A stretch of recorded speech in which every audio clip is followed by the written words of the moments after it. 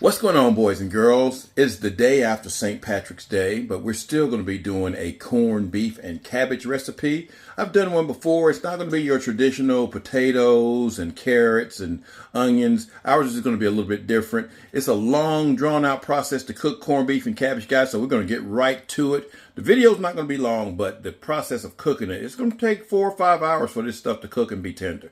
Here we go.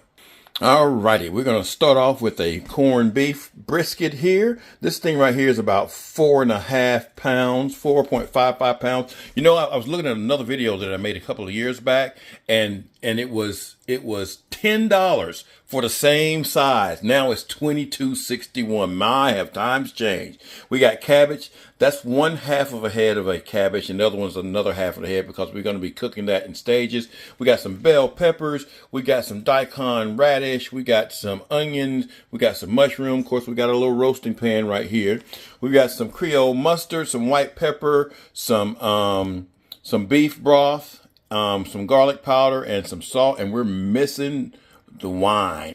And bam, like that, we have some red wine. We're going to use a lot of it. So again, first thing we're going to do is take the corned beef out of the package here. And we want to keep that liquid that corned beef is in because it's going to serve to give this stuff really special flavor. But we're going to take this brisket out of this liquid, and we're going to keep the little seasoning package as well too. And we're going to brown the brisket on all sides. Alrighty, so we dried it off. We took it out of that liquid, dried it off. We're going to go about 2 minutes per side, 2 to 3 minutes. I've got it in some coconut oil, and we're just browning it now. We're going to flip it over in just a second, and it's just going to help to seal those flavors in, y'all.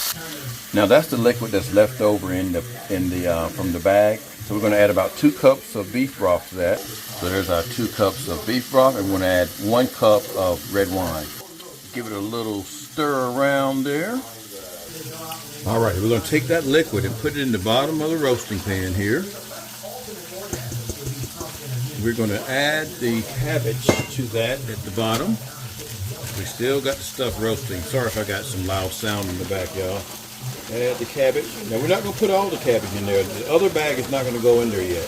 This is just going to be a bed for it right here. Just going to be a bed. So some of this will be real tender in the bottom of this. And then we'll add the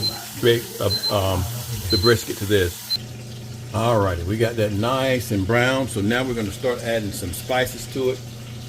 First of all, we're going to put some mustard on it, y'all. And we're just going to put mustard, lightly coated with mustard. Now, another thing that I do also is I take some of those drippings that came off of this and just pour them all over the meat here. You don't have to get all the big pieces, but get some of that oil. Have your oven turned to 325 degrees, y'all. Now, as far as how much mustard you want to use, I just used a little bit of mustard. I used about maybe 1/4 of a bottle. And there's also got the inside of it there as well, too. So you want to get it all over. And then we're going to go ahead and salt it down a little bit lightly. Not too much, y'all. We don't want to over salt it here. Make sure you get some salt over there on the cabbage as well. Now the juices from the meat are going to spill over into the cabbage there. Then we're going to put some garlic powder on it as well. Let's get it nice and seasoned here. And we're going to put some white pepper on it. This is going to be so good. So good. Now, I have used whole jars of mustard on it, y'all, and it still comes out good. My wife and I, we both love mustard, so we have used a whole jar on just one brisket. One of my friends was like, well, I wouldn't have done that. It came out good. It came out spectacularly good. Now, we're going to take the little seasoning packet. Just go ahead and spread that up there. Get some on the inside as well, too. Get that all around it. And this is just going to give it a little bit of extra flavor here. And that's pretty much it. Now we're going to put the vegetables in around it. So there's not really any specific order. I put my onions in there first. I put the bell peppers in there next. Then I put the daikon radishes. If you don't want to do the radish, you can do potatoes, guys. And you can do carrots as well, too. But I've tried it this way before, and it's come out good. Now we're going to put the mushrooms in there. Alrighty, now that all this goes in the oven and we're going to cover it. So we're going to put a lid on it, and we're going to let that cook for about 2.5 hours, and then we're going to add the other layer of cabbage. Now it looks like there's a lot in there, but just remember the cabbage is going to shrink big time. Some of these vegetables are going to shrink big time as well too. Alrighty, it's been in there for about 2 hours and 30 minutes. Oh, look at that. Does that not look good? Now what we're going to do is we're going to add the cabbage on top of this, or surrounding it, and let the cabbage, see, the one at the bottom is cooked.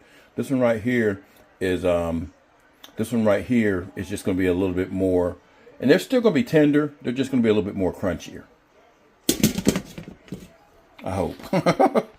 All right, we'll put that lid back up there, and don't let me forget, that lid is hot, and I was about to pick it up.